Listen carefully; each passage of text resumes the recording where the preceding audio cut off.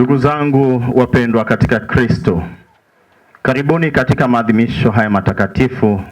Mchana huu wa leo tumekutana katika familia hii kwa ajili ya kushiriki nao wanapomshukuru Mwenyezi Mungu kwa zawadi ya maisha ambayo alimjalia mama yao na mama yetu na mwanakanisa mwenzetu Laurensia Shija Mabela. Pamoja na msiba huu, Mungu anabaki kuwa Mungu. Mama yetu kafanyika kuwa baraka katika familia yake, ukoo wake, katika imani kupitia kanisa lake Katoliki.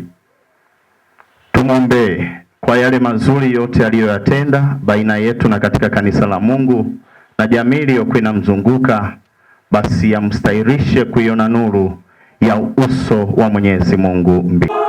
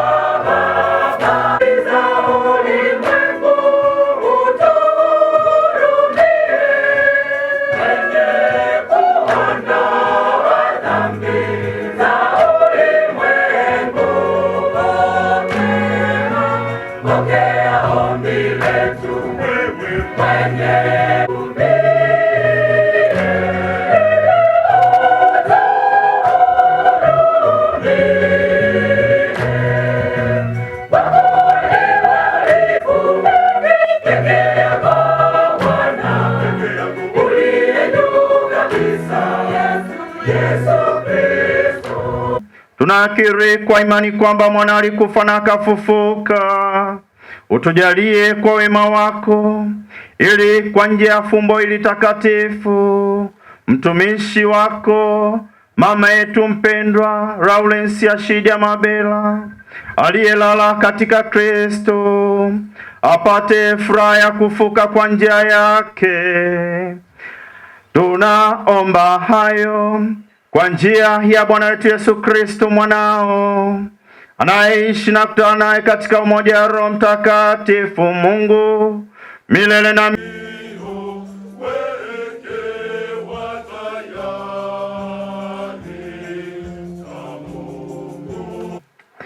wapendwa familia ya Mungu, kwa namna ya pekee mzee Philibert Maenda pamoja na wanao wana familia hii, ndugu jamaa na marafiki na waombolezaji wote, kwa umoja wetu, poleni kwa msiba.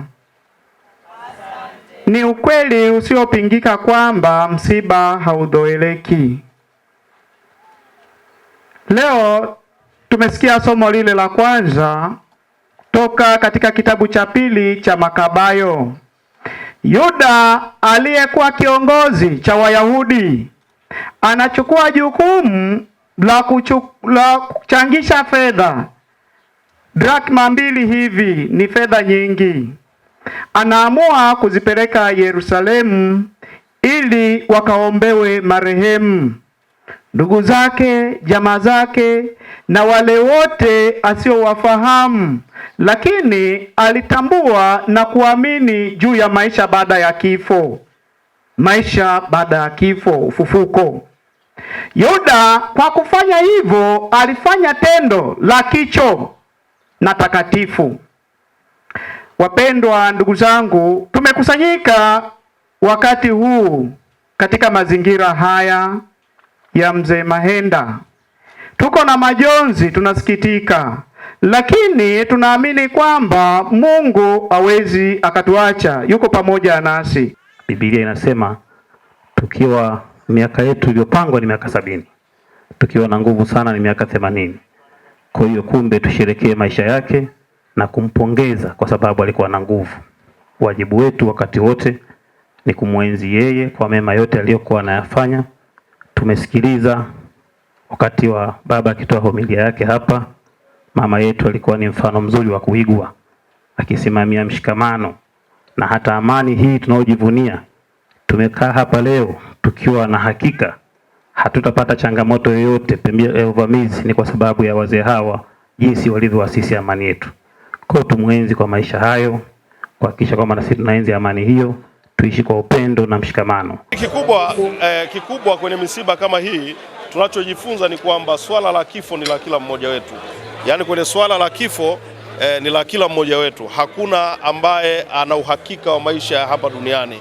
Kwa maana uwe kiongozi wa kisiasa, uwe kiongozi wa kidini, uwe kiongozi wa kimila, uwe kijana, uwe mtu mzima, uwe mwanamke, uwe mwanaume, ni lazima tujue kwamba swala la kifo ni la kila mmoja wetu. Kwa hiyo tunapohudhuria katika misiba ya namna hii, tunajifunza kuendelea kuishi kwa wema, kuishi na watu vizuri, kwa sababu maisha hapa duniani ni maisha mafupi sana na kifo hakichagui yeyote.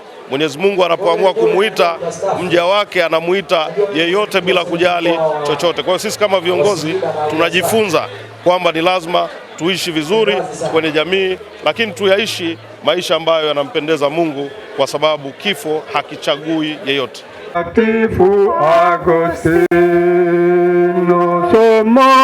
somo la msimamizi wetu, tuombe kwake Mungu ili tumtumikie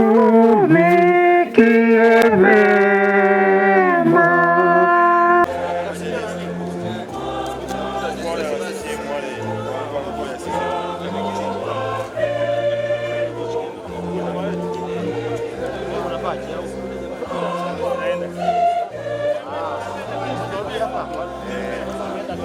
Tuombe sasa, ule muda wa kusema utasimama hapo, unaanza kusali tena, nao unatuchelewesha.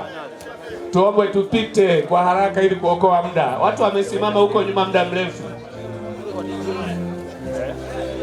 Twende moja kwa moja. Unaweza kuanza ishara ya msalaba mapema tu kabla hujafika hapo, afu ukifika unikupita.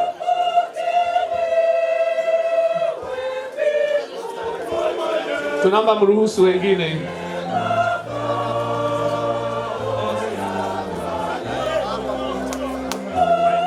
Magohe, mruhusu watu hapo sasa.